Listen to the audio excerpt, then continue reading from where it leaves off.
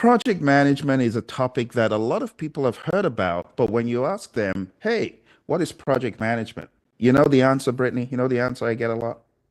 What? I get an answer I don't know. Hmm. But don't you think that's a little bit untrue because they are actually project managers? I know you and I share this same philosophy that everyone is a project manager. So can you give some background to that philosophy, Brittney, so people understand? Yeah, I always say we're all project managers, a lot more in our personal lives, honestly, than in our business lives. We just don't even realize that we're doing it. So once we highlight some of these key knowledge areas, I think people will be a lot more inclined to agree with us. Absolutely. So there are 10 areas of knowledge in project management, and we're going to just go over these with you. And we have a fun mnemonic for you. And the mnemonic goes something like, I saw six chipmunks quietly roasting coffee, reading poetry stories. It's kind of outrageous. But the first letter is I, and I is for integration. And integration has to do with what, Brittany? What is an integrator? That is the coordination hub. It's all about pulling all things together from different places, different activities to ensure they work harmoniously towards the project goal. So Absolutely. if you think about it pragmatically, honestly, if you're planning a trip, I like to use this example in some of my trainings. If you're planning a family trip, right? You're going to go to Disney World or something. You need to understand all of your different family members' schedules. You need to Mhm. understand what your family budget is. You need to understand the key logistics of where you're going, how you're getting there, where how you're traveling, and then you need to know what to pack. So Mm. those are all different areas that you have to integrate in order to have a successful family vacation. On the business side of things, if you're planning a huge board meeting or for those of you project managers out there, you're planning the launch of a product. You have to coordinate across all areas of the business. So Mm. yeah.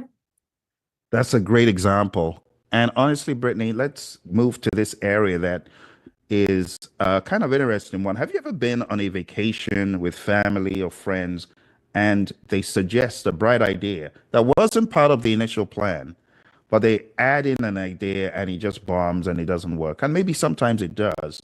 But this brings up the next topic, which is scoping out the Yeah. project, deciding what to do and deciding what is off limits. Yeah. So, what exactly is scope in a real world setting? Can you just break that down for us? That is all about defining what the work is and what the work is not.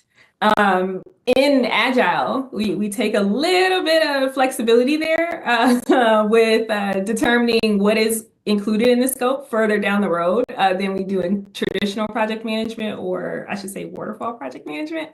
But we often start off with one plan, plan A, and we also have like plan 8.2 or 8.3. And then later on down the road, we're halfway into the vacation and someone wants to go to like, I don't know, integrate plan Z.1. Sometimes it works out and sometimes it doesn't, as Phil said. But all about defining what is within scope, what is the project goal, and then what is outside of the scope, what is not our project goal, what we're tabling until later, and what we're not even touching at this point in time. Good deal. And honestly, Brittany, the more scope you add, the more likely it is that you run out of time. Have you ever had a number of things to do and you're working on one thing and you get this bright idea, let me add something else. And when you add that other thing, before you know it, you are running out of time to get either done. And that brings us to the next topic, which is schedule management. So what Well, exactly is that? schedule is what it is. It's a schedule, honestly, managing the project's timeline. Funny, the example that you just gave about adding more scope and running out of time. I am a toddler mom. I am a toddler boy mom of a soon-to-be 3-year-old. And I use this example all the time. My 2-year-old, 3-year-old has no concept of a scope. So if I say, Amari, get dressed, we're going to the library, we're going to be out the door in 50 minutes. He's like, but mommy, I want to grab my MF Doom action figure and I got to shampoo my lavender whale's hair. And then I want to brush my teeth, but not only with my toothpaste, but I want to brush it with mommy's toothpaste. And I'm like, hey, every single thing that you just added, right, is going to add on an additional 10 minutes. So you think about your timeline, schedule management, like Yeah, that 50-minute time box that I set for my 2-year-old. And you think about going outside of that schedule management isn't with it? That's all those crazy. little detours that that little toddler wanted to take. So, That's a really great example, which takes us to the concept of imagine you were paid $1 for every minute you spend on, in this example, this project you're talking about. When you add scope and the schedule becomes bloated, there's something else that could become bloated.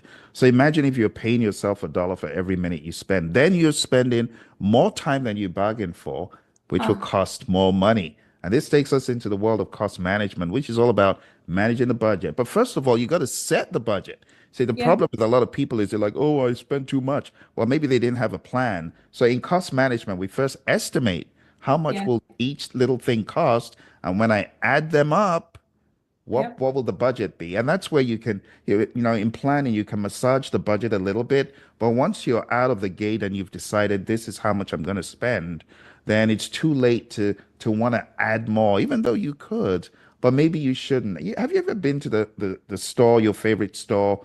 Like, I'm a musician and sometimes I go to my favorite music stores and by the time I'm done, I've hemorrhaged more money than I cared to because I didn't have a barriers to say, this is how much I'm going to spend. And on projects, this is what happens when you're not keeping an eye on the budget. You just go far over. You ever had any of those experiences in the real world, Brittnee? absolutely. What? I just mentioned to you that I am a mom. I'm a toddler mom at that. What? 2 words, people, Target and Amazon. Oh dear. I don't even, I listen, if you work with me, we will definitely establish and estimate out a budget, right? We will make sure you stay on budget for your projects or for prepping for the exam. However, in my real life, the concept of estimating the budget before I go into these things. So my project cost management is always inflated. So here we go. Absolutely. Yeah. And honestly, sometimes, you might want to ask the question, should like my kid, like she's grown now, but when I would take her to the store, she would have a meltdown if she want to get what she wants. And I'm like, that's out of budget. They don't understand the concept of budget at all. No, Everything. Okay. no. And then this brings us into the next topic because I could stay on this for a while, but quality, right? Can't tell you how many times, right? I will take my toddler into the Target, right? And he will want we'll set a budget. I will set a budget for, one, call it a Spider-Man, like basketball or something, right? And it's like the really nice Spider-Man basketball that he says that he wants, and he's seen it, and we'll be prepping like leading up to this Target trip. But when we get there, he will want something that's like not of the same quality at all. It's way more low quality. It's gonna like, I don't know, Wow. unravel within like 2 seconds of coming out of the store, but it's kind of the same price point. Right. Mm, And so he's smart now. He's almost 3. He notices the cost, right, of each. But he doesn't understand the quality and the context that that mm. brings. So next knowledge area is the Interesting. quality. He'll have That a is very meltdown. interesting. Which, Yeah, I like that. I like that. I yeah, never really thought about quality in that lens, but you bring up a good point, Brittany, because quality is in the eye of the stakeholder. yep, And if the stakeholder, your son in this case, yep, feels, I want to be satisfied, because quality is 4 things. It's fitness for use, conformance to requirements, customer satisfaction, yep, and yep. Kaizen, which is change for the better. But let's talk about customer satisfaction. If you had gotten even the most expensive basketball in the store, he would not be satisfied. So No, quality is many things. It's yeah. interesting. Exactly. Even down to, and if you want to think about it more technically, right? even down to the way that I am ensuring that I'm staying within the budget, right? There's a Mm, process for the way that I'm ensuring that I'm spending the money. So if I am to sacrifice or go outside of the scope, let's use technical terms, if I'm going outside of the right. scope, getting him a lower quality basketball, Mm, that might, make me have to change the process that I mm, put forth, which overall goes back to quality, right? Quality is that's all about true. ensuring that our processes that we set in place are working effectively, as well That's as a the good customer point. satisfaction. So, Absolutely. Yeah, very good point, Brittany. And I'm sure those people who are going more into the world of PMP, they'll begin to think about what you said because we can have quality in terms of a product meeting requirements and being fit for use. And if you deviate from what was stated, you need a change order of some sort so that yes, the paper trail is yeah, in place. You exactly. just got to cover yourself as organizations. When the customer says, "Well, I prefer less quality," okay, you sure? You might Hey, write this down somewhere. let's document this, There right? you go. Let's manage our knowledge. There you go. There you go. And then the next area, Brittany, which comes into play, not in order, but all of this is associated with project management, is the resources. And when we say resources, the funny thing, a lot of people often think about, well, money is a resource. No, no, no. Money is in the cost area. When we Yeah, talk about resources, we're talking about human, equipment, material, supplies, and facilities. And one of the things that always comes to mind, not because I'm a foodie or anything, is resources for dinner or resources for breakfast. Because when yes. you think about it, you need eggs, sugar, milk, flour, whatever it is Yeah. to create whatever you're doing in the kitchen. But when you think about resources, what comes to your mind, Brittany? Honestly, the toddler example. I can continue down this line. There's like Mm. no shortage of stories, but I think if we're sticking with my toddler being in Target, right, with the Spider-Man example, or the basketball example, a resource that comes to mind is my car. Honestly, how are we Oh, getting to the store, to mm, buy to accomplish, Project Spider-Man basketball? Like, how are we going to get to the store to do that? How are we, what are we going to use? Like, what method of payments am I going to use? Not mm, so much the quantity or the amount. It's like you said, that's back in cost management, but the resources, the materials, right, to mhm. effectively execute the task Yeah, purchasing. a shopping cart. Yeah, shopping cart. Yeah, yeah. And then also the more important, or not more important, but the equally important piece to the resources part, right, is the stakeholders. So Yeah, yeah, myself as the project manager, and that's then right. my son as my primary customer, right? That's So right. if I We all have have a part. project team members, my husband, he's not there at the moment, right? But I'm constantly communicating with him, which the next Yes, one, I won't get there, but constantly communicating with him as a member of my project team, keeping him informed. that's right. So yeah.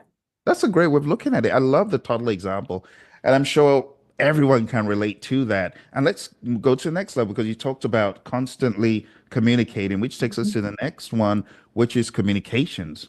And Yes. communications is really just keeping everyone informed, distributing information, giving everyone a heads up, and then looking in the rearview mirror and saying, was that a good way of communicating? Should I have used face to face? Should I have Yep. used phone? Should I have just sent a text? So it Yeah. all depends on the urgency. How do you see communication, Brittany?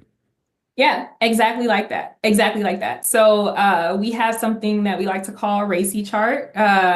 RACI stands for responsible, accountable. Forgot what the Consult. consult and inform. Yes. So we always have different levels to how we're communicating with our different stakeholders. And funny, a lot of people that I talk to about this, they don't think that that applies to the actual project teams, right? That you're working with, but it definitely does. So communication, you have to take into account your internal project stakeholders, but also your external project stakeholders, our customers. That's true. That are external to our organization that we're also communicating with. So, Absolutely. yeah. Yeah. And let's talk about the trip to the grocery store, to the Target or whichever store it is. Imagine you get on the road and a crazy individual cuts you off to the point that you almost have a crash. True story. I've had a crash as a result of that. But Oh, imagine that almost happened, right? You got to hmm. ask yourself, under those circumstances, how am I going to manage such an uncertain event? Yeah, If I run into a dangerous episode on the freeway, what am yeah, I going to do? And that takes us into risk, which is our next topic. Risk management is just uncertainty management, managing uncertainty that could impact the project positively or negatively. A lot of times I tell people a little bit of risk management could save your life. Because, yeah, out here in Arizona, we have crazies, and they're packing heat, and you definitely don't want to get into a confrontation on the freeway because you never know what's going to spring out of the glove compartment. So I often wow. joke, yeah, honestly, I often joke, just have a little bit of risk management, avoid, right? Avoid. So don't engage, just avoid, Yes, avoid the risk by first of all, go at the right speed. Then true story, I've gotten a ticket in the past, and I didn't manage the uncertain event of being given a ticket properly. I was going a little bit too fast, a little bit hard on that pedal. So yeah, in the world of project management, we need to have a way of managing uncertainty that could impact your project positively or negatively. It could be on the freeway, or it could just be the uncertainty of the weather. It yeah. could rain if you delay your trip to Target. And then what happens if you delay your trip? You never hear the end of it for the rest of the day. You're going to have a wailing toddler all throughout the house. So how do Exactly. you view risk in your lens, Brittany? I always think of risks as, and this is a throwback to our boot camps in the past, but risk is something that has not occurred yet, right? So we are managing our expectations and putting a plan in place for something that has not actually materialized, something that has not occurred.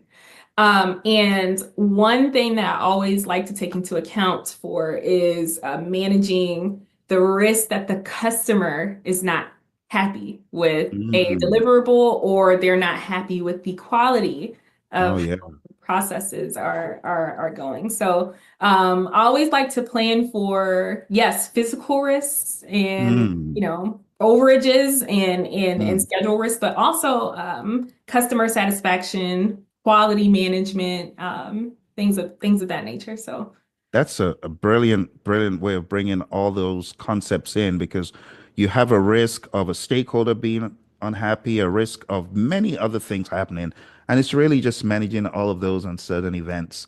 So over the past also, number, sorry, I was go just on, gonna Brittany. say, we are talking about our project knowledge areas, right? But we have something else called our process groups, Process 5 scripts. process groups. So when I think about risk, right, I always think about it from a planning risk or planning Mm. angle. So first process group is called planning and project management. When I'm planning, I am doing my due diligence, as we all should be doing in this stage, but to getting to know our stakeholders, right, and their level Mm. of risk tolerance and their level of excitement, right, about the Mm. project and our goal going in, how they are feeling about it. So when I'm thinking about that, in the very beginning, before we were even getting started, I'm taking into account that risk management for customer satisfaction there as well. And that goes back to doing your due diligence and knowing your stakeholders and how they feel about your project before you even start it. That can help you Mm. in the long run. That's a brilliant segue, Brittany, because risk, as we've said, could touch everything, and you need to plan, be proactive, because you're right. In risk, we have 7 processes, and out of those 7, 5 are in planning. Ooh, Yeah. Yeah. 5. That's Yes. a lot. Yeah. Good A point. lot of stuff. Yeah. Yeah. So after risk, what comes next? There is procurement management. So that's all about how you are actually purchasing the products or the services or the results needed to be successful on your project. So this involves any type of contract, vendor processes, suppliers. So you're talking about conducting procurements. We talk a lot about RFIs, RFPs on the government contract side, controlling procurements. I Oh, know people are going to pull their hair out, Brittany. What's I what's know. You've I introduced some know. alphabet soup that's going to make people scratch their head. I So know. RF, what is, it Re- sounds like radio frequency something. Oh, okay. Sorry. Again, I'm in DC, guys. So we have acronyms for everything. Request for information. Okay. And then we have RFP, request for proposal. Okay, I'm all Um, right now.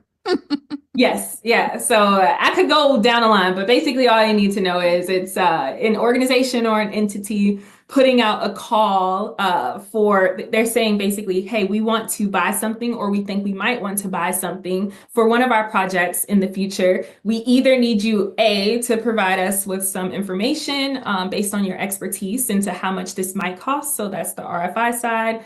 Or we need to actually accept proposals from you so that we can choose, the best price that we want to pay. So that's the RFP side.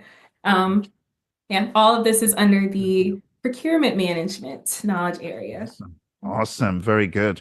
So let's think about it as you always do, Brittney, in real world. So Yeah. assuming you're looking at doing some home improvement in the kitchen and you decide, am I going to do it all by myself? Because some people, they're very good at doing it themselves.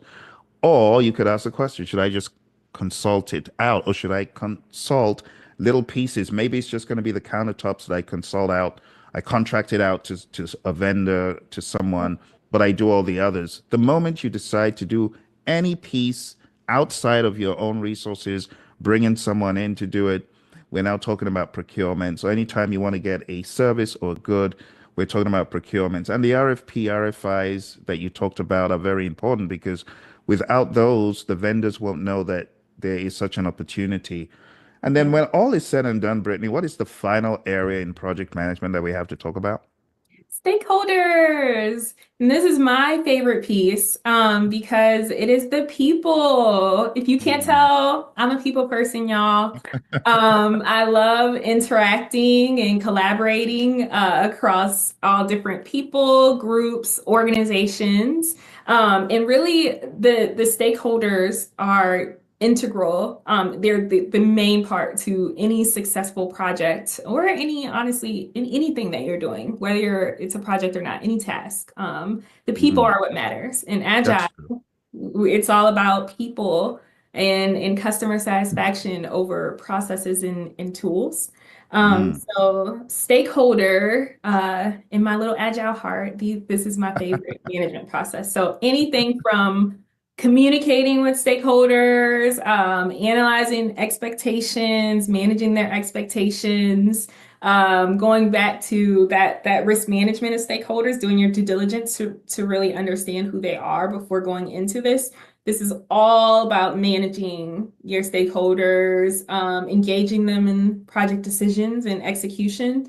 Anything Mm. to do with your people, both internal and external to your organization or to your project team. That is what we mean when we say stakeholder management. Great stuff, Brittany. So we've talked about a lot, and I'm hoping that people have been able to absorb it. But let's show them a little cheat sheet here. Hopefully, the cheat sheet's going to help them. So when you take a look at our cheat sheet here, we have integration because this is a juggler. He's a jester. He's going to be juggling a lot of things. So integration is the overall coordination.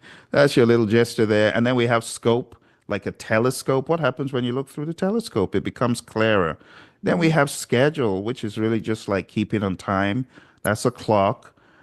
When we talk about cost, it's your wallet. We talk about quality, it's giving ratings of 5 stars, or just think of a rosette. You think of resources, it's that hand. You've seen that picture of the hand holding the earth, protect the resources. But on this project management line, we're thinking about human equipment, materials, supplies, facilities. Communications is a phone. Risk is a dice, of course, with a BDI stakeholder looking on, because stakeholders have different risk tolerance levels. So you always need to call in stakeholders when you're talking about risks or identifying risks. Procurement is a wad of money right there because you're going to purchase something. And then stakeholder, he's holding a slab of steak to to remind you that it's a stakeholder. And that's just one of the Ah, really fun parts of project management. We get to do all this creative stuff because it can be very nebulous, Brittany. Let's be honest, it can be a very heavy topic. And that's why we want to give people easy to remember visuals so that they get the concept, they anchor it back to a ridiculous picture like the jester juggling the balls, and it just makes it easier for them. But Brittnee, let's move a step further and talk about how project managers actually manage the projects. Do they just manage it all in their heads? What are some of the tools that a PM could use? Because you are Mrs. Tools, right? You got all these tools. I know you love Asana. I know Love you love Asana. all of those your little gadgets. So Yeah. share some ideas with everyone. Yeah. So I do a lot of strategy nowadays in my work around systems and what are the systems or the tech stack that we're using to manage our projects or manage our lives, our businesses, whatever it may be. As Phil said, I love Asana. Love Asana. Got to figure out a way to partner with Asana because I love it so much. But I Tag love him. Let's tag Asana. him in this. We'll tag him in this LinkedIn and this YouTube, Brittany, and maybe they'll get a wind of your enthusiasm about their tool because I've been hearing Yeah. about it. Yeah. So one of the, I have a very different approach to thinking about this as I'm a little bit more removed from my PMP certs. But for me, the tech stack in managing a project is all about knowledge management. It's rooted Mhm. in knowledge management. And it goes back to communication. Under knowledge management is communication. It's, dealing with your stakeholders. It's how are you sharing the information and the knowledge across your different business hubs or groups or organizations. And so it's all about how you're integrating that knowledge. So Asana is one tool because data visualization or project process visualization is huge for me. And using a Kanban board, Asana has Mm. different project views. So I rely heavily on like the Kanban board view. Some people rely heavily on the calendar view. I know there's Monday.com is another project tool for managing projects. Microsoft projects, maybe that's a little old school for some people.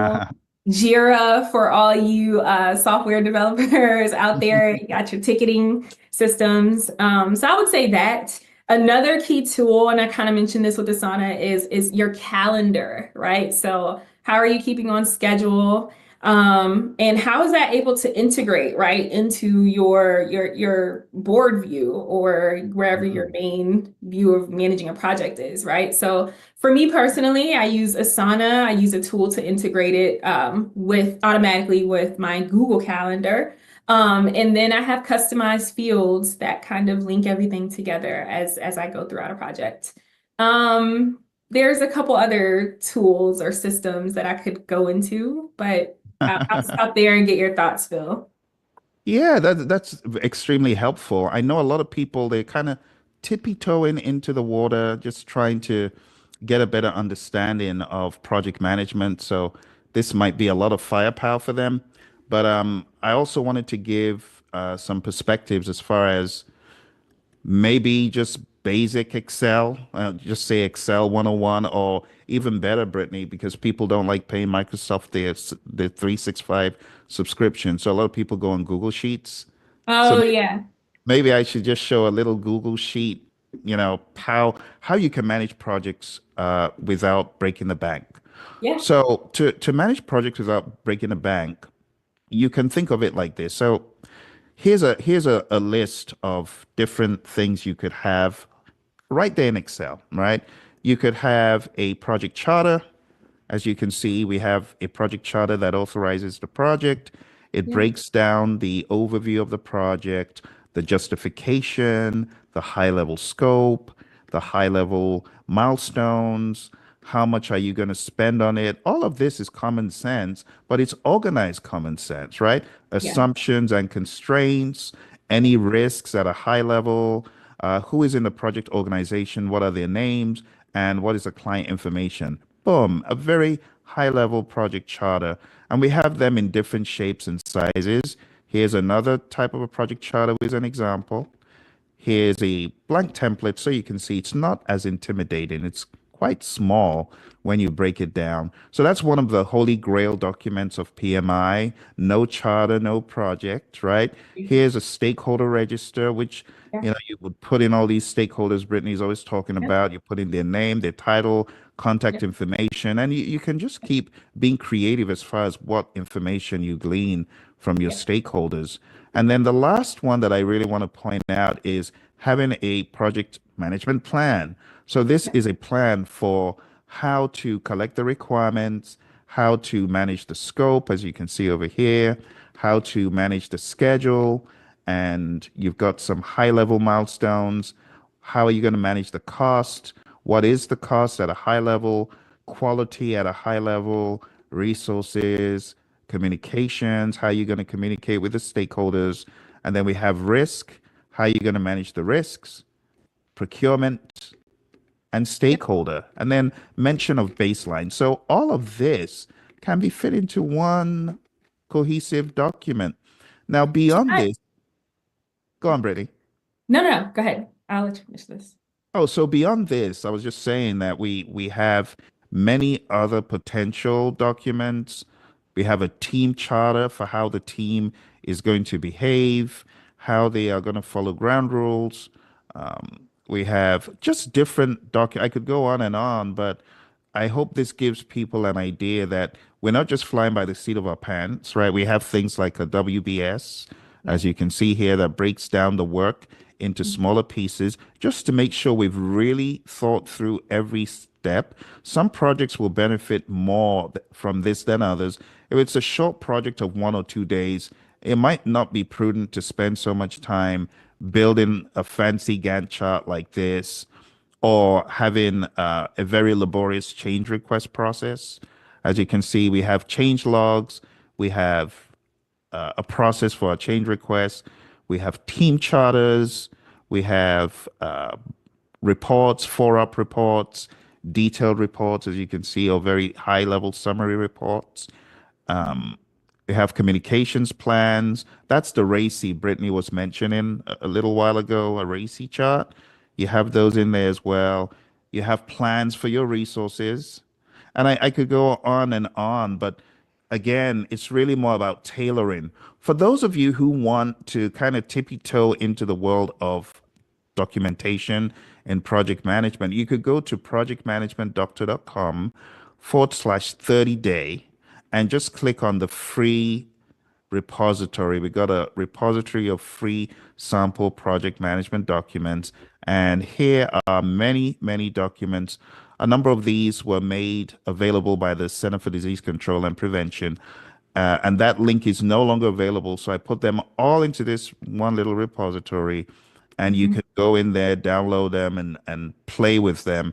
And again, it's projectmanagementdoctor.com/30 day. I think that will help those who have zero experience in this world, Brittany. So Yeah. let's. Yeah, I was gonna say that's super, super helpful. I sometimes forget that I am talking to a more introductory, level to project management. When I was talking about my Asana, that's more advanced. But before I was fancy and before I was,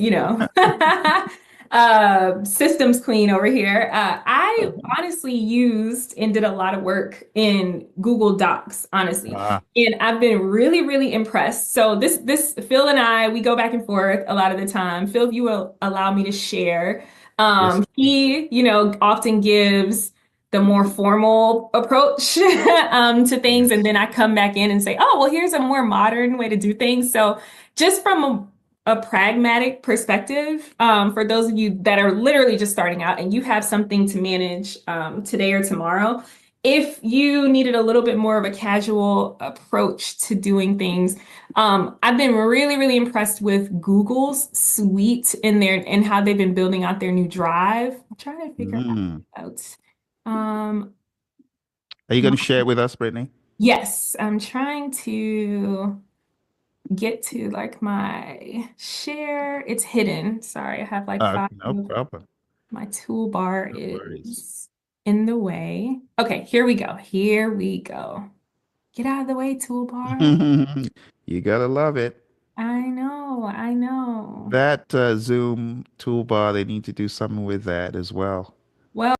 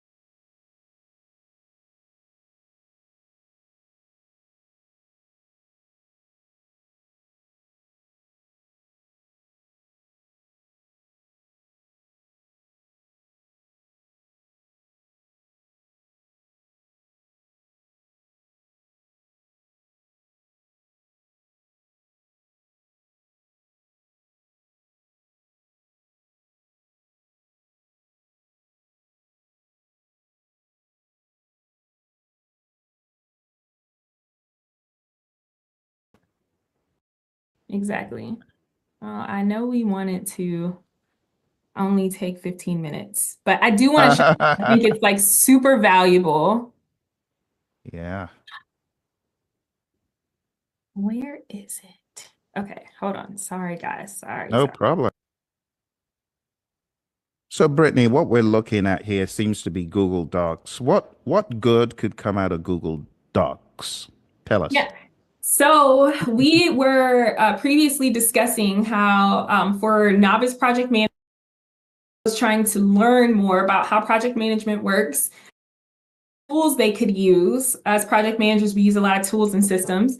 And I had previously shared how I love to use more sophisticated tools like Asana, Monday.com, formal project management tools. But for those that are not that advanced yet, and you only have access to, or not only, but you just want to use things that you're more familiar with, Phill showed you how you could do it in Excel. However, I am a fan. I mean, like kind of low-key obsessed with Google's recent innovations to their Google Drive in their Google Docs features. So I have been using Google Docs in more of my personal projects.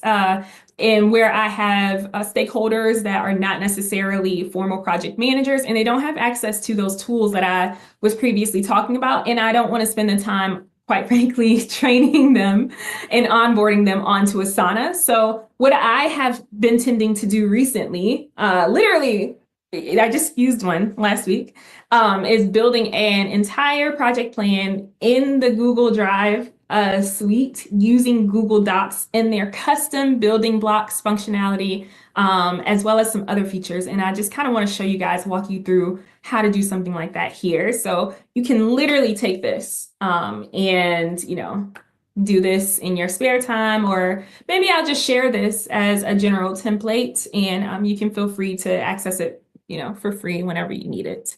But yeah, so let's start.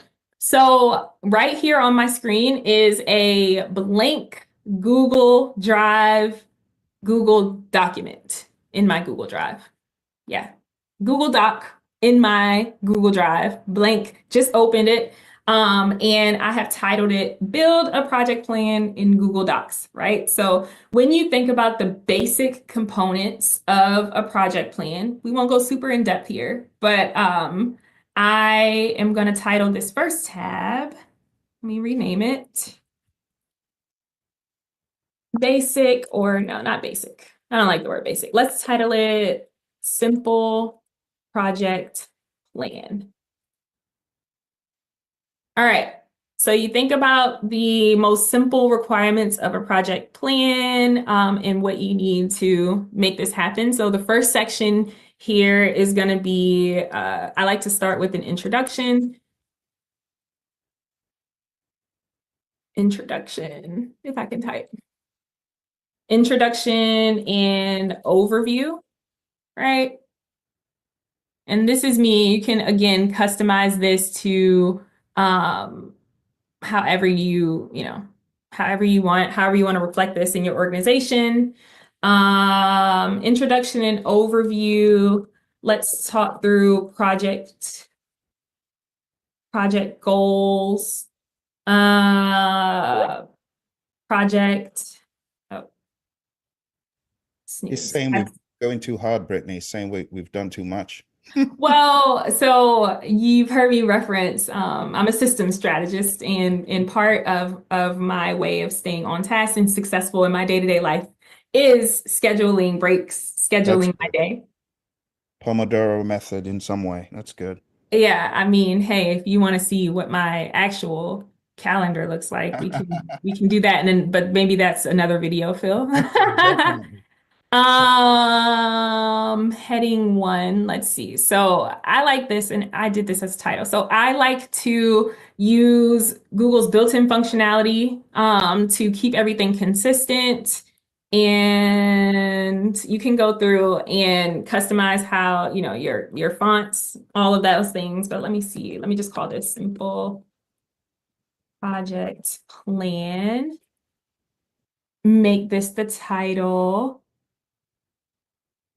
And I like to just do this all up front. Yes, it's a lot of legwork, but you want things to be as consistent and organized as possible. So project goals, project scope, project timeline,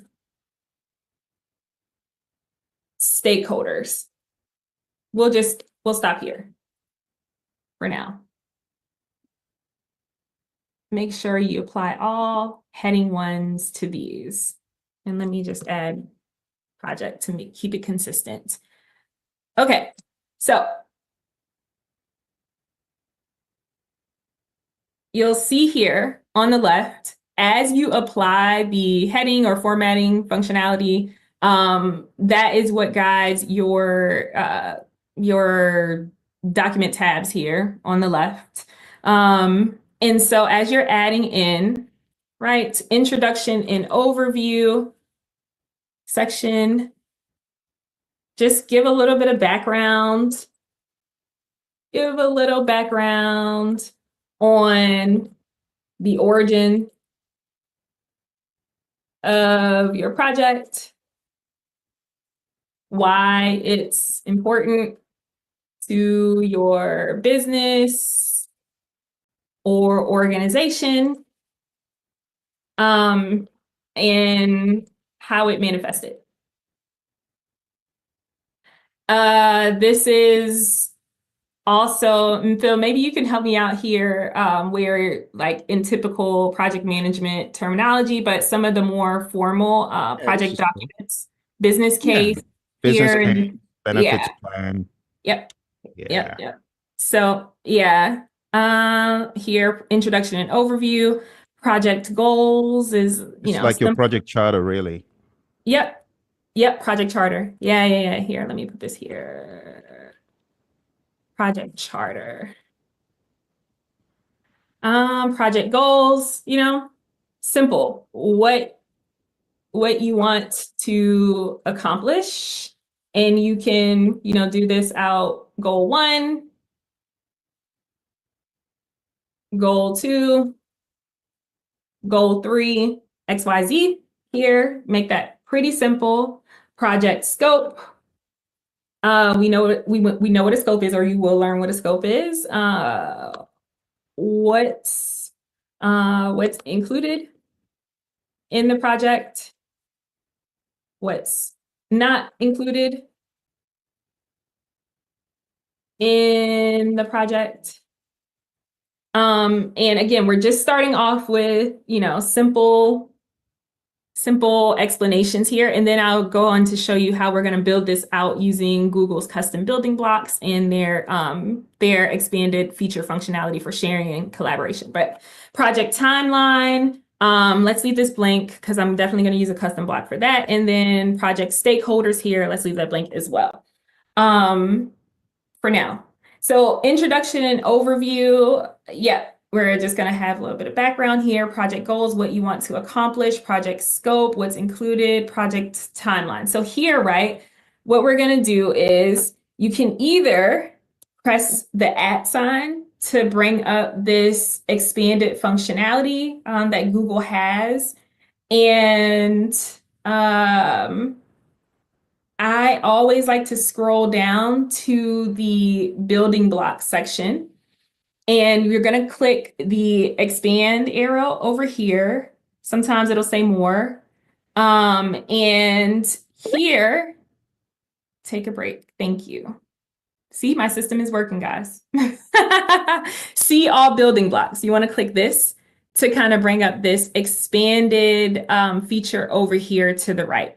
And as you can see, right, there's a whole project management section for tools and things that you can use here that I like to incorporate into these simple project plans using my Google Docs. So for the project timeline, I am going to do project roadmap, content launch tracker. We can do something like a content launch tracker. It's called that there, but hold on, let me just make sure that I'm not skipping over an actual timeline. No, I'm not. Okay. So in project management, you have the option to do the content launch tracker, right? And you can customize this as well. So we're not calling this the content launch tracker. We're calling this the schedule or timeline, whatever you want to call it, right? And over here, you can do, milestones. You can do, break this out. So do kind of a scaled down version of a WBS, which is a work breakdown structure, where you highlight the work packages over here, or milestones, and then you can scale down to the next level, which is the tasks, or any other level that you want to have here. So milestones, tasks, you want to have the date, and they have these little date chips that you can do. Published, I'll say status here instead of published. And then I'll get rid of this outlet. I'll get rid of this row because we don't really need that. Delete row. Oh, wait, no. Oh, I meant to delete the column instead. Delete the column. This is all about, and then content, I would call this resources, or for my creatives out there that need a simplified version of this in your work, I tend to call my things assets. My marketing people, shout out to y'all. Y'all know what I'm talking about. Assets, resources, and you can link here. And then I also like to incorporate another column to the right of this. I like to have a notes section, especially if you're going to be using this to collaborate with multiple different stakeholders. So let's just kind of pop this down to the next page. So everything will be on one for purposes of my demonstration. Okay, so for milestones, right? I'm gonna say kickoff call. And then the task for the kickoff call, one of the tasks is gonna be send calendar invite. So anything in your task backlog that pertains to a kickoff call, what else? Send calendar invite, finalize agenda,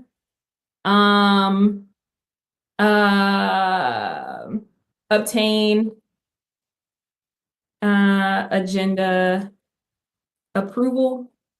We always want to have something like that in there. You can put specified dates of when these things need to be done.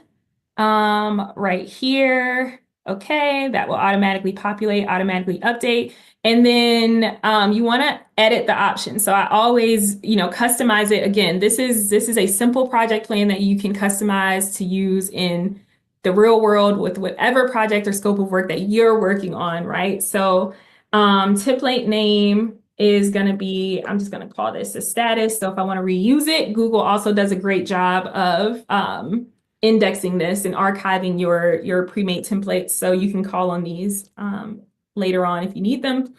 But I'm going to make my options status started,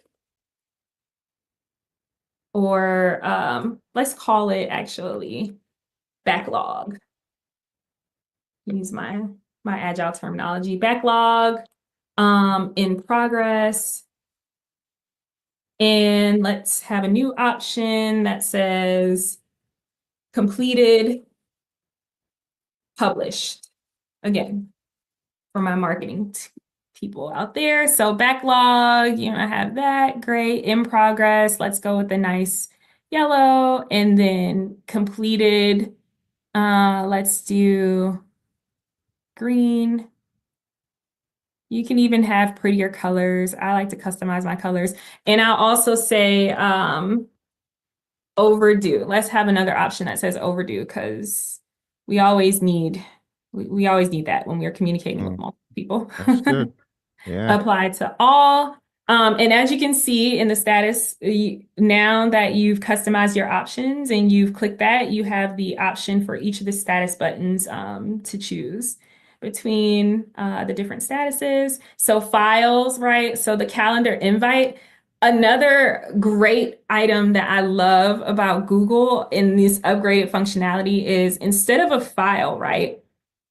I can do and I can actually tag an invite that I have set up. So it will draw from your actual calendar. So this is a great way to keep everything organized and on track and streamlined. Call with Phill. Now let's do film for 20 minutes with Britt. Here we go. This is like this meeting that we're on. So instead of like the file, this is what I mean when I say resources or assets, right? You might want to link a file, but if it's about a calendar invite, you might want to just click this. So any of the stakeholders that get access to this project plan in the future, right? They might not have started off as a member of the project team or as a project stakeholder in the beginning, so they weren't included on the initial invite here. However, as you're adding stakeholders, you're going to give them access along the project as the project is in progress, right? They would see the option, they would see that there has been a weekly, project call scheduled, and here is the invite for that. And they can easily interact with you here, right? They can put a comment right here on the side. Where is the comment option, right? Oh, it's right here. Okay. So they can add a comment. Someone, that's added later to the project can say, hey, such and such, can you invite me to the weekly project update call comment? And they can also they can add you. Let's add ourselves. Like let's assign that as a task to ourselves. So there you go. Right? They can tag you in it. Tag is the word I was looking for. And then there's notes, right? So when you add them, you can reply here, done, or I don't know, we'll send just any type of an update here in the notes section. So here, that is our first, and I'm trying to figure out how I can maybe the width of my page is minimized because it's portrait, so one can always make it landscape in the view, I guess. Let's see, because there is another mode. Format, maybe. Yeah, there's another mode that is like orientation. Switch to pageless. This is this is what I love. Oh gosh. Okay. So that's nice. The pageless format in Google, it has been a game changer for me, as I like to customize everything. So I am a project manager, have a PMP. However, I've always largely worked with my PMP and project management in more creative spaces, for more creative projects. And I am an entrepreneur, serial entrepreneur. The way my brain works is I'm constantly ideating and innovating on concepts and such that have not been created yet. So I've always created my custom versions of, PMI's formal project documents and their approach to project management. And so tools like Google Docs and these custom building blocks and the ability to kind of just create and customize these assets to however I need to use them have been a game changer for me. So I hope this is helpful for you as well. Absolutely. It's unbelievable Finalize. how much stuff is missing from You. the regular Word document. You don't have any of this in Word. No, no. This And is so then ingenious. yeah, and the file, right? These are all files from my actual Google Drive. Everything's linked here. So, Mm, if you stick to the Google Suite, it just makes it so easy for collaboration. Um, mm, Another item that I just kind of wanted to show, and I won't take a long time showing this, but if we go back to our @ sign, right, we can use these smart chips. Um, mm. we can use a placeholder chip. I'm gonna say a drop down, but say if you need just something quick, you can just kind of customize this, right? And I probably could have used this here, or over here, but yeah, you don't have to use a whole block. You can use the chips instead. So again, Okay. we're gonna do the @ right? If you need a quick date, like if you're writing a line or a sentence or something and you want to reference a date, here you go. You can use Mm, a date. fantastic. Yep. Instead, you're gonna click a date. It's like they really thought through this, and there's a widget or a feature for every aspect of managing a project, especially under the project management menu that you showed, which is really Yeah. cool. Yeah. It's everything. Okay, like a task tracker. So this is what I would use honestly for task tracking, but also just my stakeholder Mhm. management to And the team directory will be a good one as well. The one, yeah, team yeah, directory. Yeah, yep, yeah. team directory. So here you go, project Brilliant. stakeholder, team directory, especially like in this virtual world we Mm, live in. mhm. We're working with project teams all around the world, right? You can keep in the location and it actually maps to a location if you give it an address. Mm. Or you can just stick to, a general location and it'll give you that as well. Another one, like I was saying, that I like to use under, here we go. It's already over here, expanded, that I like to use under project stakeholder is the task tracker. So, you can add the task, so you can assign it, right? So up here, I did a general schedule or timeline, right? But if we want to get more detailed, down here, you can actually build out an entire work breakdown structure, but in a list or table format here, if you needed to. But you can assign different people. So I'm going to assign myself a task. Um, Create simple plan template, right? I can give myself a due date for that here. And then before the next project, status meeting, I can come in, right? And I can instruct my stakeholders from the very beginning. Every week before our project status meetings, you want to come in here and you want to update, the status of all your tasks, where we are on all your tasks. You want to do that, you can give them a deadline. You can even make that a weekly task, right? And assign it to each of your project stakeholders to come in by 24 hours ahead of the meeting, 11 a.m., the day before, update all of your statuses, and provide a note. Again, I want to always have a little notes column here so that if you want to provide any additional context, you can give them the opportunity to do so. And have that be a set expectation. Include that in your project charter or your team charter for how your project team is going to work together prior to, launching the work. So just kind of wanted to give you an overview and show Phill too, because I know a lot of people don't know about this expanded functionality. And then, right, for meetings. So another one that I wanted to show, and I could go on and on and on about this, but for meetings, a lot of project managers or a lot of people in general, they, learn how to make a project plan, right, and launch it and kick it off, but they get anxiety about actually leading a project, like in real time, working with your organization to bring a scope of work into fruition through a project process over a defined period of time. And so just pragmatically, right, when you think about how you're sharing updates, your weekly meetings, what those look like, you want to be prepared, have a template already ready. So here, I've created another tab, right, that you can use during your meetings.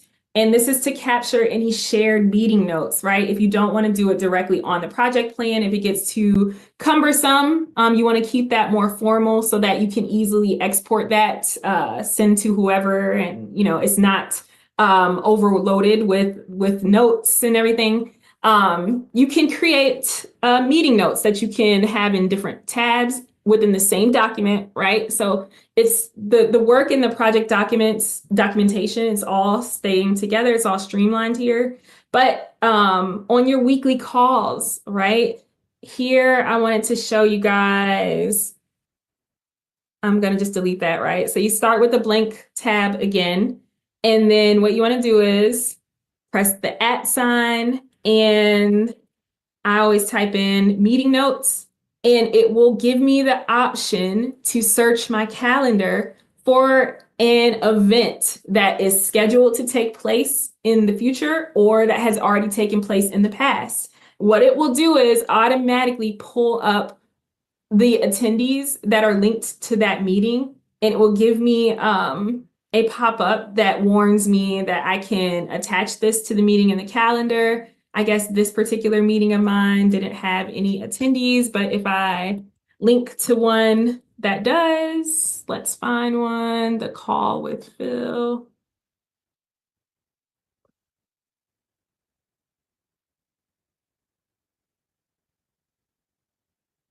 One-on-one, Phill with Brittnee. Okay, here we are. I won't show your address, Phill, sorry. But so here we go, right? Share meeting notes. It would say some attendees don't have access to this document. Meeting attendees won't be notified when sharing this file. I will never, don't ever click don't show again, right? Because you always want it to pop up and remind you when you're doing something like this. But I'm going to click share and attach. This says, people need access, so I can customize the level of access that Phill is getting to this document. I'm going to go ahead and share it with him. It's going to give me another pop-up. I'm going to say share anyway, right? So as long as you're detail-oriented when you're doing this, you won't be sharing with anyone that you don't want to share with. But I would say, yeah. But this is so simple, right? So for this weekly project call, you want to have your agenda. I change the notes part often.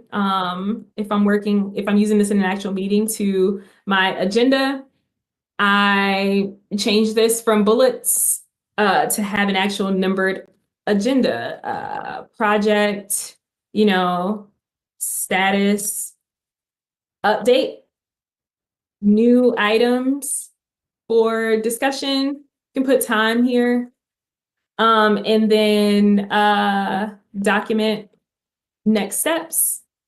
And so as I am running through this agenda through the meeting, right, there's going to be action items that come up. I can go ahead and document those action items, but even further, I can say update file ahead of next meeting. I can go ahead and create tasks right here in the moment. I'm going to assign this to Phill. Maybe I'll assign it to Phill if he pops up. Okay, maybe I'm not assigning it to Phill. I'm going to assign it to myself, and I'm going to assign it to me to be done in a week, right? So now I've created this as a Google task, and myself as a person, that the assignee, I will be notified that I have tasks to complete. So That's really awesome. yeah, this is just a light overview of how you can use a tried and true resource that we all know, Google Docs, Google Drive, to create, a simplified version of a project plan. I mean, and honestly, with the custom blocks, with the Crazy. chips, Yeah. you can make this as formal as you need You to. So, can. The sad thing, Brittany, is a lot of organizations, they look down on Google and they kind of ban it from their network. But for those who haven't, this is a low cost, low risk. I mean, it is so intuitive. I was so just beside myself when you're showing all these blocks on the right. Oh, it's even got emojis, of course. I and mean, this is Phil, the way forward. and like I love collaboration and engagement, right? Mm, hmm. As I am, in this document and leading meetings, running meetings from my, Google Docs plan, I'm Mm, encouraging my meeting attendees to log on and to engage in this with me, right? mm, Some hmm. people don't have time, especially if you're using this for perfect example. I am on the leadership team at my church, and I am leading the task to launch a Christian academy in our community. This is all done outside of working hours. This is all done, voluntary. Some of my committee members don't have time to update the status prior to the meeting. So I encourage them throughout the meeting, right, to take 5 minutes. We Mm, pause, we take 5 minutes of silence. Everyone goes on mute. They open the document, where they have access to it, and they update real time. So, and then mm, we run through it that way. And that is another tool that I, in running, facilitating project meetings that I learned from my time at Amazon, um, mm. is having like brain time, if you will. That's what I Yeah. call it, brain time Great. to review or update documents together in the beginning of a meeting on silent, and then we discuss things Fantastic. together. So yeah, Great plan. yeah. Wow. Well, this has been an absolutely loaded masterclass on project management. And for it to be a masterclass, doesn't have to be all the advanced stuff. We don't have to show you this one or the Oh, let me big show mine. brother. You Hold got on. its big brother. Oh, that one. What is We did mine? we Mine is didn't mine even is the sixth edition, I think. the sixth edition. We The didn't sixth even have to edition. show you the horrendous. Well, when we say horrendous, we love it, but it's just big. It's bulky. There's mine. It's big. Look at mine, all beat up. It's traveled the world training different firms. So while we love all of this stuff, and Brittany, you've got your notes from Oh my gosh. our adventures in with Roy back in the day. Yeah. From Yes. 2020. God. Wow. I Wow. know. But And I often pull, look, I have pages falling out of here. But it's a I good sign. often pull this out, right? Because Hmm.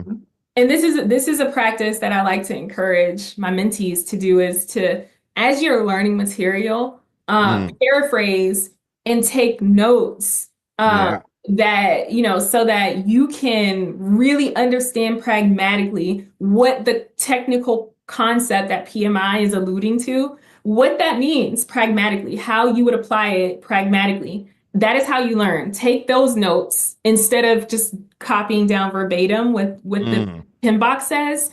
Yeah. Uh, write in your notes, give a pragmatic application to the term or technique. Because what you will do is 5 years later, when you're training and creating content and engaging with this material, you'll look back at a tab that says Agile Notes from Mm. February 20th, 2020. And you will see your version of a risk charter. I have a detailed version of like a risk charter and how that would look in my organization. It's blurry, you can't see it, but I look at this and I know instantly what the context of that Mm. conversation was and how I can move Yeah. forward and apply it. So. Fantastic. It's a very good practice. You're very good at note taking and documentation and stuff. And that's why for everyone watching who wants to either take PMI's CAPM exam or PMP exam and you want a one-on-one coach who can take you to that PMP promised land, CAPM promised land, I would recommend that you hit Brittnee up. So you're probably watching this on LinkedIn, or maybe you're watching this on YouTube right now. Just engage with her because she does one-on-one coaching.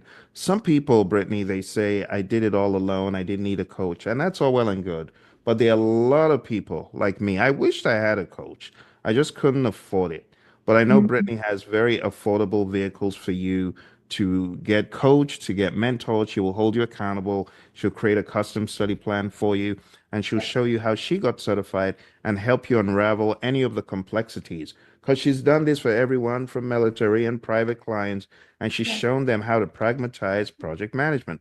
So if Yeah. that sounds like something you want, I want you to hit Brittnee up right now on LinkedIn. You're going to find her link somewhere below. If you're on YouTube, you can also find her at the links that we're going to put below so that you can engage. All right. Because I know you want to take it to the next level, or maybe you just want to build a Google project plan like Brittnee showed you. Again, she offers consulting services.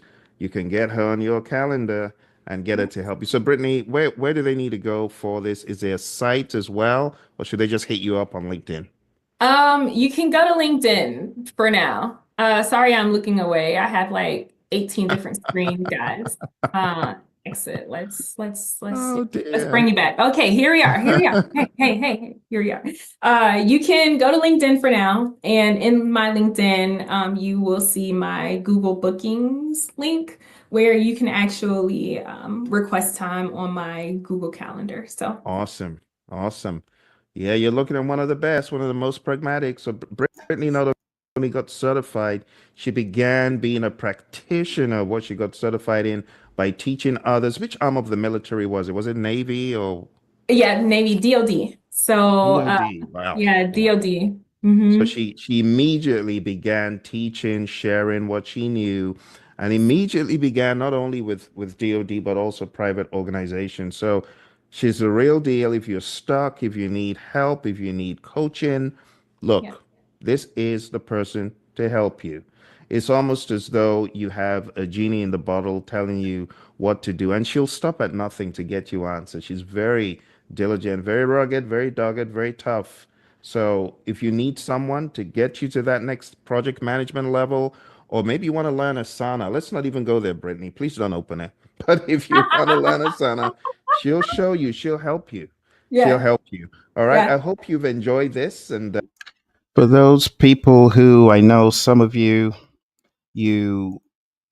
made a comment about the stuff that we were sharing towards the end because you were not able to see it. And I did promise you that before we round it up, that Brittnee and I would kind of show you, kind of walk you through what it looks like in a clearer screen because it wasn't clear in the beginning. So let me just give you the top of the waves, and Brittnee, you can just chime in. But I know we're at the tail end, so I'll just give people the top of the waves. And for those of you who had questions, I saw Yancy came on LinkedIn. Yancy, if you got a question, uh, just shoot it to us. Thanks for coming through, and everyone else who came through today, thank you very much.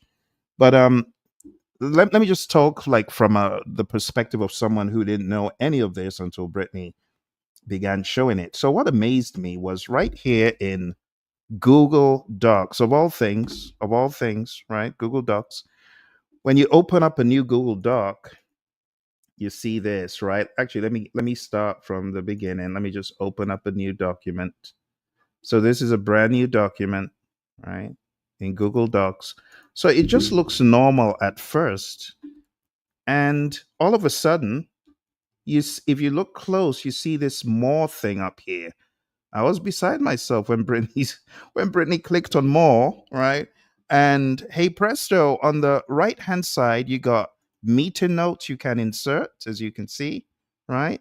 You got an email draft you can put in there. You got communication that you can do, meeting widgets that you can insert, decision logs. I don't know if you're seeing all of this stuff, decision logs, um, detailed decision logs. And I mean, you see, all of this stuff is just accumulating. You're pretty much making your own system, your own project management system. And then under project management, you've got the regular suspects, a review tracker,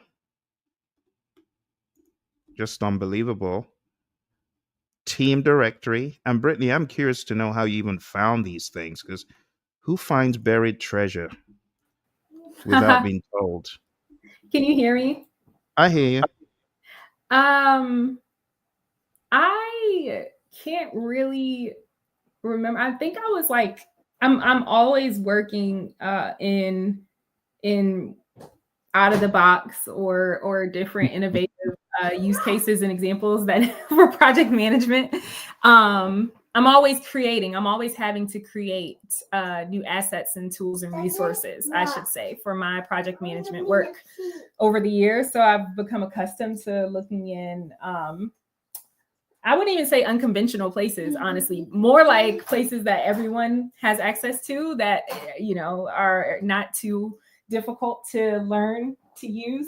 So pretty sure that is how I was poking around here in the Google Suite. It's unbelievable. It's really unbelievable. But I want to say thank you, Brittnee, for taking time out to show our friends. I know a lot of PMPs are going to see this and say, what? I'm going to use this tomorrow.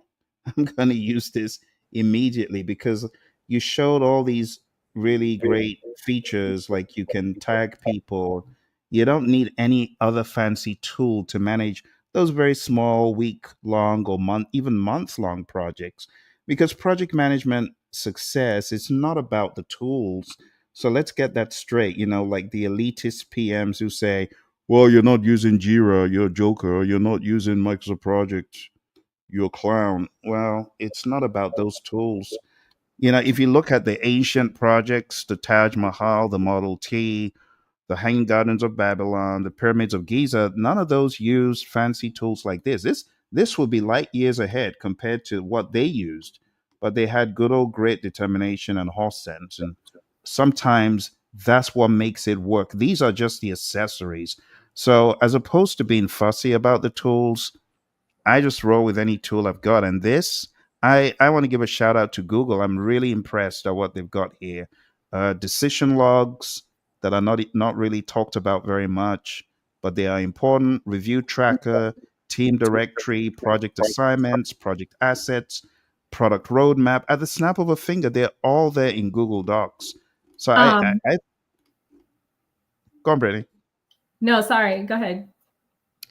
No, I was just saying that Google is, I don't know, why Google hasn't publicized this more, because if you hadn't brought this up in the meeting, I would not have known they existed. Yeah, I would even, it's funny, you mentioned the more, the more seasoned PM vets that would say something about not using Jira or Monday.com. I would look at those veterans and laugh and say, why aren't you using something that's more simplistic, honestly? Yeah. Because using tools like that are just 100% streamlined and targeted toward a very niche audience, it creates silos, right, within organizations. And if you work in an organization, akin to those that I've worked in, I've always worked in, very heavily matrixed organizations that require a lot of cross collaboration between different organizations, different teams, different processes in various different industries. And it just creates a lot of unnecessary silos, communication breakdowns, collaboration issues when you're using a tool that is just geared toward a very small group of people. So I would argue, why not use something that is more user-friendly, more simplistic to the eye, like a Google Docs, or another tool that I'll plug here is that's similar to this is, the one I'm thinking about, Phil. Is it free? Huh? Is it free? It's free. Well, it's free. Some organizations, I think you only have to buy a license to use it, but not Smartsheet. Is it Smartsheet? Yes, Smartsheet. Smartsheet is what I'm thinking about. Smartsheet's what I'm thinking about. Um, Smart Sheet is Smart sheet is cool. This though, Brittany, what delights me about this is that it's free. I pay Smart Sheet some money every month, but I don't pay Google money. Actually, they pay me money.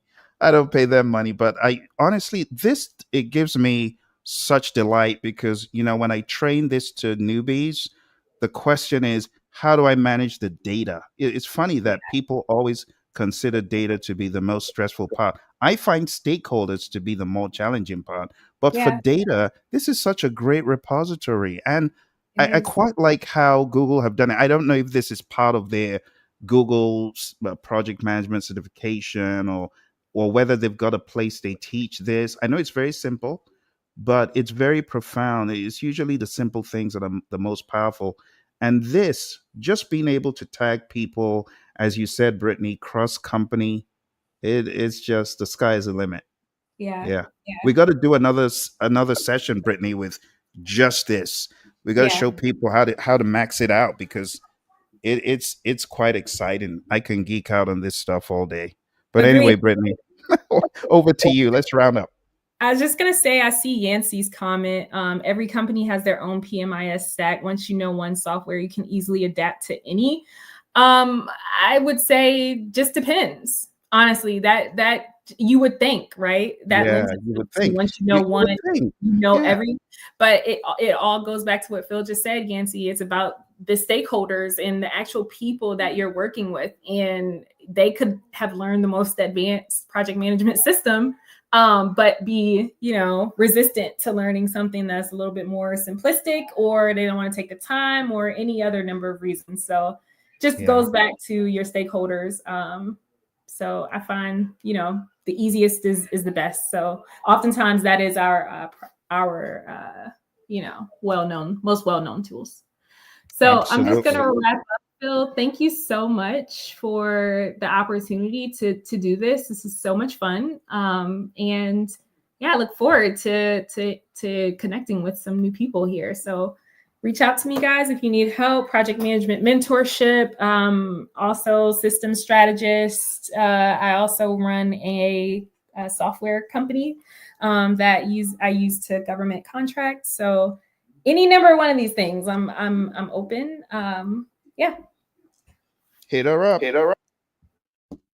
Thank you, Brittany. All right, my friends. Thank you, those of you who came through. Thank you for the PMP on the call. Thank you, Yancy, for chatting that comment in. We shall see you very soon. You take care and bye.